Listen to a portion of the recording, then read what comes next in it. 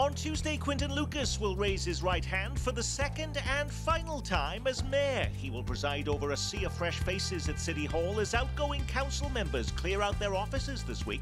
So should we expect big changes ahead or more of the same? Plus, Royals owner John Sherman back in the news as he sends out an open letter to fans and offers up new details and a new timeline for that ballpark plan.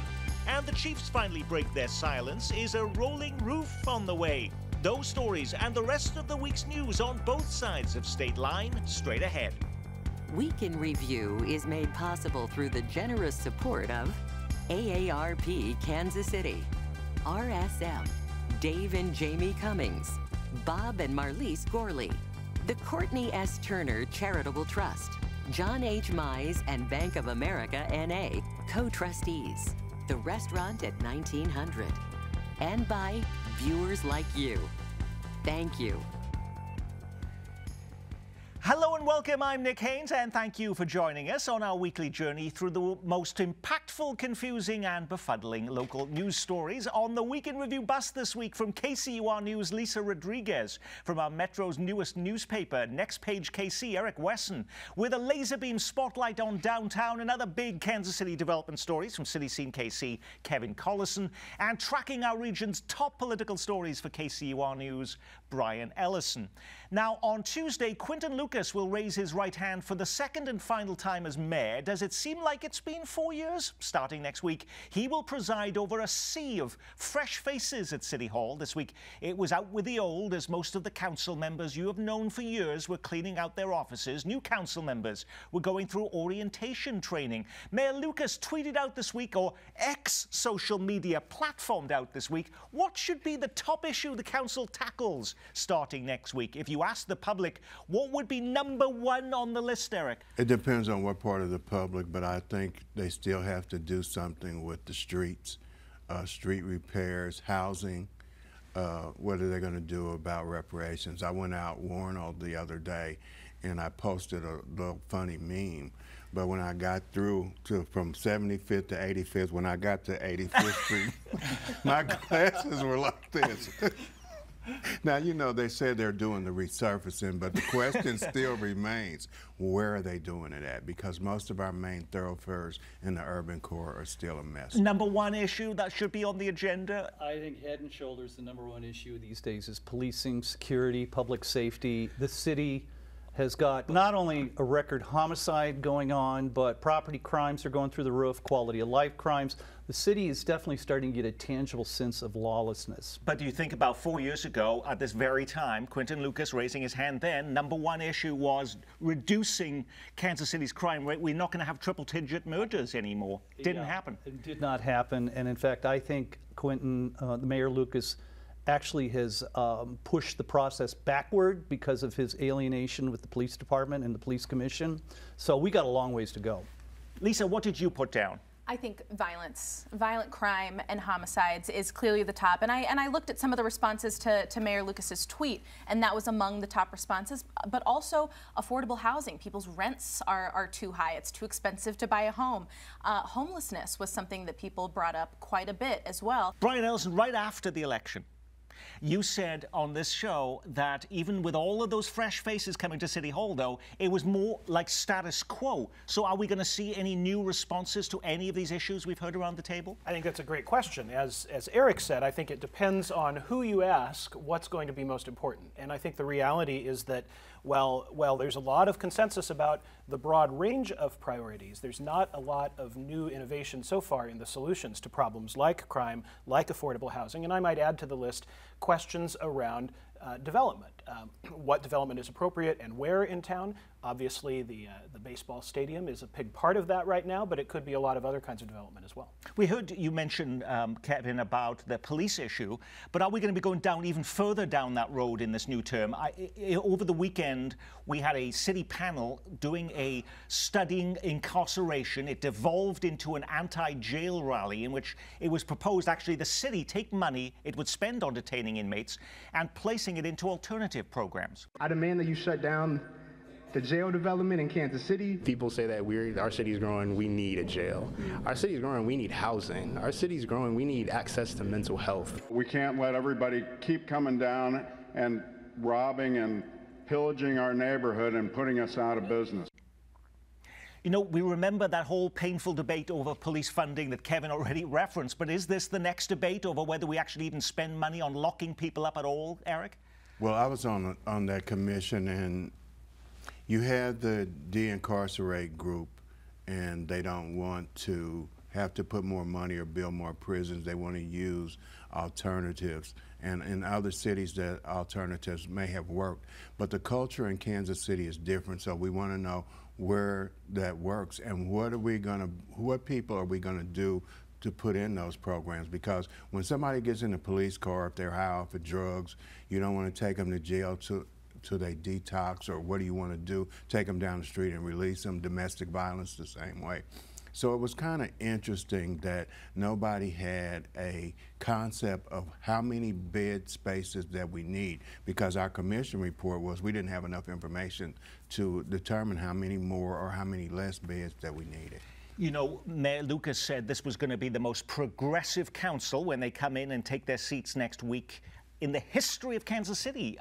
So are we going to see him being pushed in these areas, including on saying, well, perhaps we want to back out of any agreement with Jackson County on a jail. Perhaps we'd want to spend less on detaining inmates, even though we have a crime problem in Kansas City. I think you are seeing more progressive voices on the city council. I do not, however, think that this is going to cause the city to back away from investing in their portion of the Jackson County Jail. I do think that these conversations will continue happening, as they should. The solution to a new jail is not just build more beds. You also have to figure out how to keep people out of jail and give them the resources they need. We already know that reports say the Jackson County Jail, the new one that they're proposing, doesn't have as many beds as they're recommending. So this has to be a conversation to keep people out of jail, but I don't think we're going to back away from the Jackson County Jail. A lot of people might yawn and change channels thinking they're hearing all about the nitty-gritty details of City Hall that might not be of great interest to people, particularly as,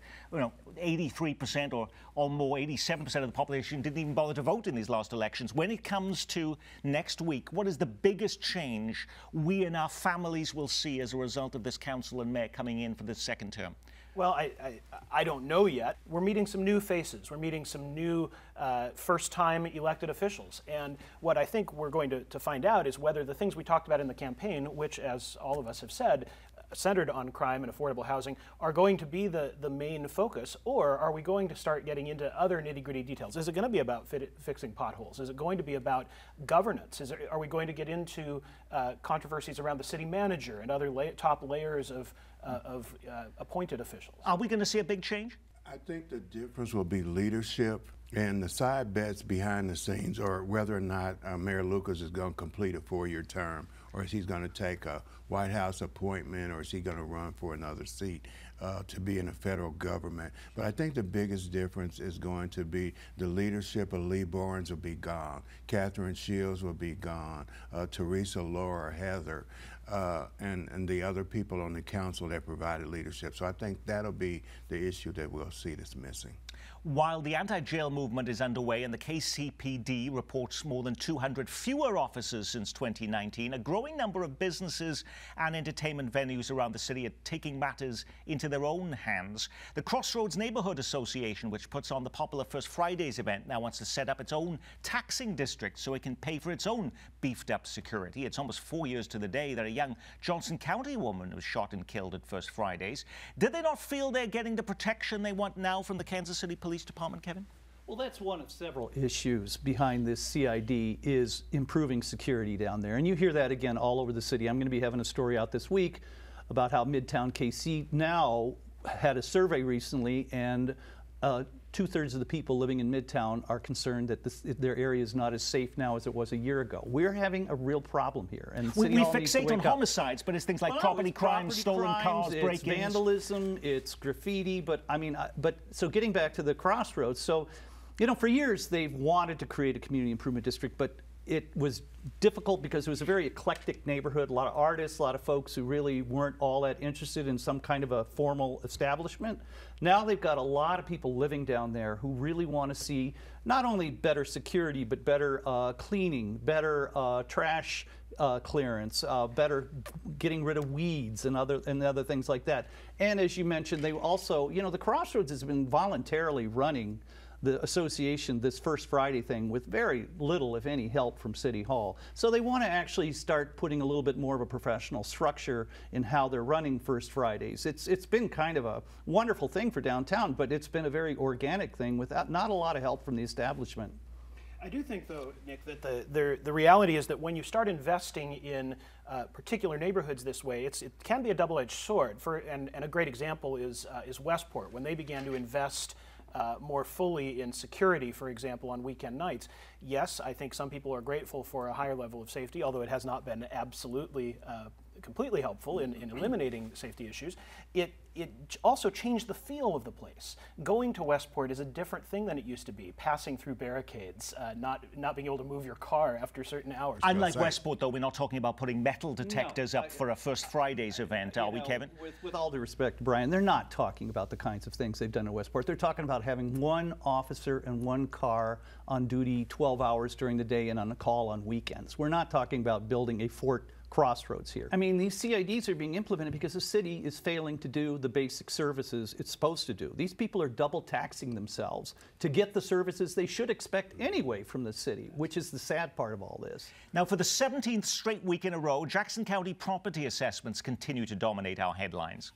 I can't stay for the entire update this morning, but it was a priority for me to be here, even the short time when I'll be here, just to speak to you. Alrighty, this was actually one of the rare times we've heard Jackson County leader Frank White say anything about this issue. If you're unhappy with how the county has valued your home, this is your last week to file an appeal. Monday is the deadline to challenge your appraisal notice. So far, more than 41,000 people have done so. That represents actually a whopping 12% of every house in the county. Now, without wanting to sound repetitive, because we seem to have talked about this every week for the last month, did the Jackson County Legislature, Lisa, ever come up with a fix to keep people from being that angry and stopping them coming to the courthouse and physically removing office holders from office? No, we've seen them come up with ideas that are constantly batted down, saying that doesn't actually adhere to state law. So it's a real quandary for the legislature. I see in the state of Kansas they're looking to put a constitutional amendment, because it's happening, all people have concerns, a constitutional amendment on the ballot next year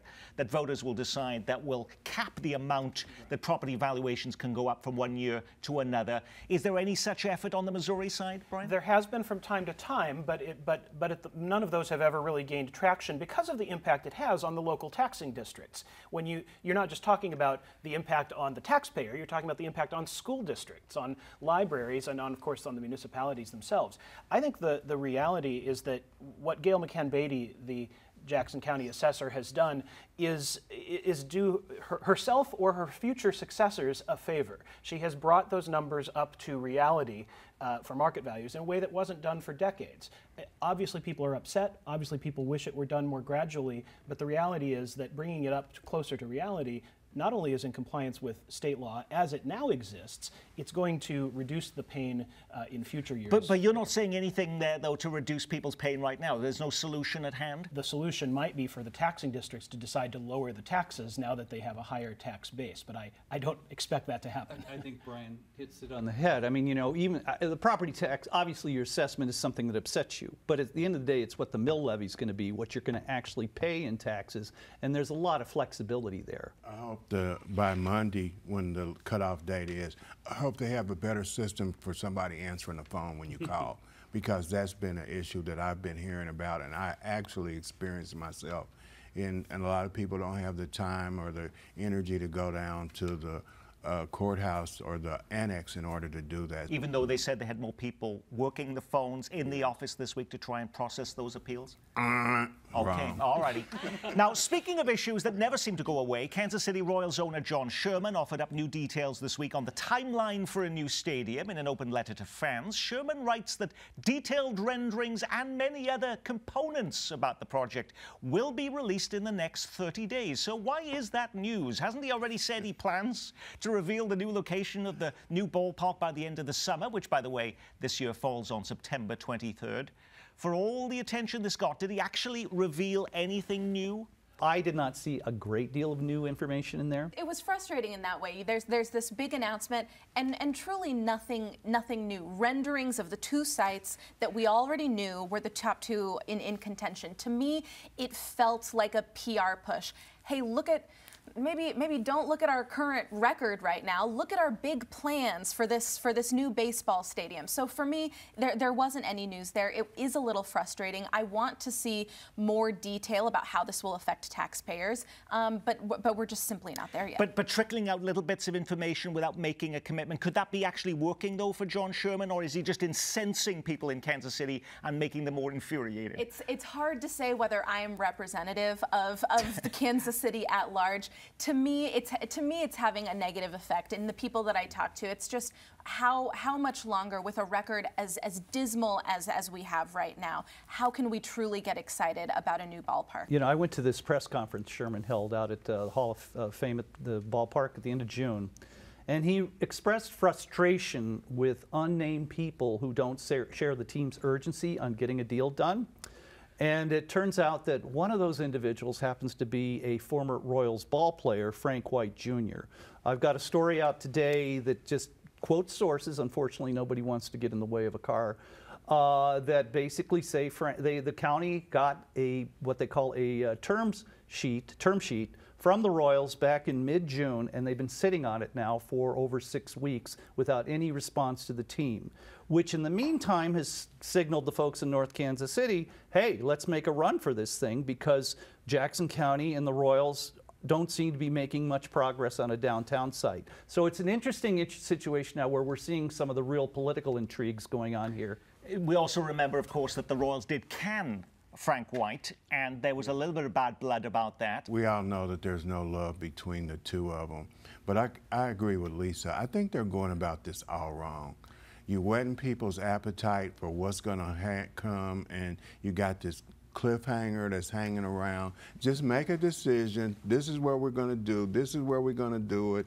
Saying that you're going to make $180 million. Come on, Eric, COVID might hit again. I remember when they first announced they wanted to do a single terminal, everybody seemed to hate the idea. Absolutely. It was preposterous. Yeah. And then more than 70% of voters go to the polls and vote overwhelmingly yes. Isn't it going to be the same with this ballpark? No, I don't think so. I think with the stadium, the airport project, you had reasons why you needed to do this. Having the third lowest attendance in the Major League Baseball, the record that they have, not being able to have money to get other players, that's not a good argument. I think there's going to be a very high correlation between the winning percentage of the Royals and the percentage that the vote gets when it goes to that. Let's remember, we're talking about a 30, 40-year deal here. Just because they're having a crappy season this year, right, you don't make a judgment. And the other part of this is also going to be, it's going to be the Royals and the Chiefs on this ballot. Right. Both of them are tied at the hip. And the Chiefs, as we all know, are a lot more popular these days. And having said absolutely nothing about the stadium issue up until now, the Chiefs finally broke their silence this week. Team owner Clark Hunt says their preference is to stay put, teasing the possibility once again of a retracting roof that could help bring the Super Bowl to town. Certainly one of the benefits of a dome stadium is that you're weather protected, which does give you the ability to host more events. Alrighty, Lisa, because you weren't as enthused about what John Sherman was saying in terms of news, was this a bigger news development than what we heard from the Royals this week? I think it's something we've been waiting to hear ever since we started hearing about a downtown baseball stadium. Now, the indication that they prefer to rehab Arrowhead Stadium and stay where they are, I think is a significant development, and particularly to a part of Kansas City that has seen a lot of disinvestment and risks losing a huge draw to that part of town if the Royals do move down. It was also interesting to me because the Royals had said earlier that they couldn't stay where they are because there was cancer in the cement. There was that structural issue that meant that they couldn't just easily repair it. Yet we're hearing from the Chiefs that they'd looked at it structurally and they were in pretty good shape. Yeah, Mark Donovan gave a ringing endorsement of the building quality at Arrowhead. I mean, look, Nick, football is a business too, just like baseball. And Mark Donovan was very honest in saying, hey, the reason we want to talk about a retractable roof is so we can have more events there. It isn't about the football at all. It's about the money. How many more events do they want? They got Taylor Swift, Beyonce. I mean, yeah, but if they have a dome over it, they could have those kind of concerts every weekend. Now, whether they do a roof or not, I don't know. I don't know if you could physically add a roof to the existing stadium without spending an enormous amount of money. But they do want to tear down Kauffman, and they do want to build an entertainment district there. So they have kind of the same vision as the Royals of just leveraging the stadium, not only for the sporting events, but also to create a destination entertainment attraction. Now, you can argue how much entertainment does one metropolitan area need. I don't know about that, but you know, but it's interesting to see the team talking more about staying put, kind of putting the cold water on this Kansas idea, although that could get resurrected if they don't get money from the state. Well, speaking of big developments, Governor Mike Parson was in town this week. In addition to visiting Arrowhead, he signed over $28 million in state cash to build a lid over the I-670 highway that divides downtown. The so-called South Loop project would build a park over the top of the freeway, like some other big cities have done. Now there's this much state money on the line. Is there no turning back? This is happening, Kevin? I would say at this point they've got some great momentum. They've raised or had commitments to almost $100 million, which is about half the price they think it's going to cost. So this has gone from a dream of maybe 10, 15 years ago to actually really getting some solid traction. Now, whether they can get it done in time for the 2026 World Cup, I'm a bit skeptical, but they might be able to get a couple of blocks done. Could John Sherman still surprise us and say he's going to actually build the downtown ballpark there instead? No. No? That was easy. Okay, well, that's what we don't have to belabor these things, everyone. All right, last week, the Kansas and Missouri Attorney Generals were making national news as they sent letters to Fortune 100 companies warning them of the legal consequences of race-based hiring. That after the Supreme Court declared affirmative action programs unconstitutional. Now Chris Kobach is expanding that legal warning to state government and contracts with minority business owners. If Kobach is successful, could it be just a small step, Brian, to the ending of race-based hiring in local governments, including how Kansas City may set figures, percentage figures on minority contractors on building projects? Well, it could be, but if Chris Kobach is successful, that actually would be a big step. What the Supreme Court decided in that case was that affirmative action in college admissions was unconstitutional. The Supreme Court has not said that about hiring. Some suggest that the same set of justices might come to that conclusion a year or two from now in a different case, but that hasn't happened yet. I do think that this Supreme Court decision on college admissions is the opening battle absolutely. of what could end up throwing out MBE, WBE requirements. I'm just waiting for the next legal case to start demolishing that whole concept, and that is going to be a real issue for a lot of minority and women-owned businesses that have done well because the city, as we've talked about in the past, generally has those demands in return for providing tax incentives to get projects done. You know, the interesting thing about when you look at MBE, WBE numbers, the people that benefit the most from them are white women. Meta, for example, the project that we had here in the metropolitan area, they had 68% of their MBE contracts were white women. So is this, or are they really doing research to find out who's benefiting from this, or are they assuming that? When you put a program like this together every week, you can't get to every story grabbing the headlines. What was the big local story we missed? You don't need a meteorologist to tell you it's hot out there. Triple-digit temperatures forcing Kansas Cityans to get creative in order to stay cool. Early voting underway in Johnson and Wyandotte counties ahead of Tuesday's primary election. Who decides who's Native American? 3 KU professors accused of faking their ancestry to advance their academic careers. More World Cup watch parties in the Power and Light District, and guess who's #1 in the TV ratings? We're looking at you, Kansas City. A local hospital demolished. The former Trinity Lutheran Hospital at 31st and Main has sat empty for more than 20 years. It'll become a new apartment complex. Breathe a sigh of relief. Leewood-based AMC now scrapping that plan to charge you more for the best movie theater seats.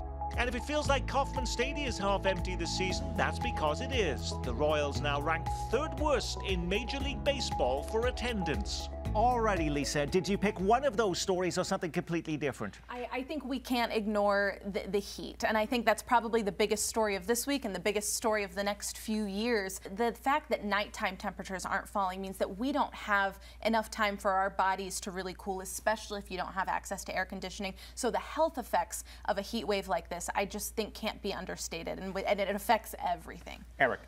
Raina Park Shaw is the mayor pro tem and a committee chair, and Melissa Robinson, who won her district by 87%, was not a chair of a committee, and a lot of people are thinking that. I didn't add the mayor pro tem deal to the mix because I was thinking, what difference does that really make to people? And could anybody name who the last pro tem was? And does it advance them to become the next mayor of Kansas City? What it does do is it creates a situation in the black community where the mayor can write his own headline and say, hey, I appointed a black woman for this position. But on the other side, I've had some issues with some other black women. And a lot of people are thinking that it's a petty decision that he made because Melissa was so outspoken about the city manager and what happened with Andrea Dortch in the mayor's office dealing with MBE, WBE participation. So it is a major issue. Kevin. You know, I have a different one in that I don't think enough coverage has been done to how our bus systems working in the city these days. Ever since we've started this free bus service, everybody cheered, but everything I've heard peripherally is the service is terrible, the drivers are putting up with all kinds of abuse. They've become what a lot of people were concerned, rolling homeless shelters, and I wish we had more coverage about what's going on with our bus transit system. You're pushing me to add that to the agenda on a future show, Kevin and Brian.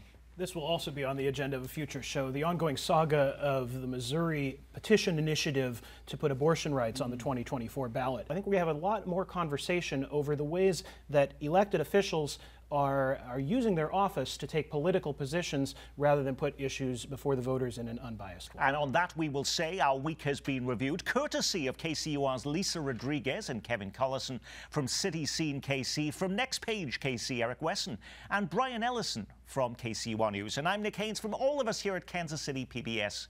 Be well, keep calm, and carry on.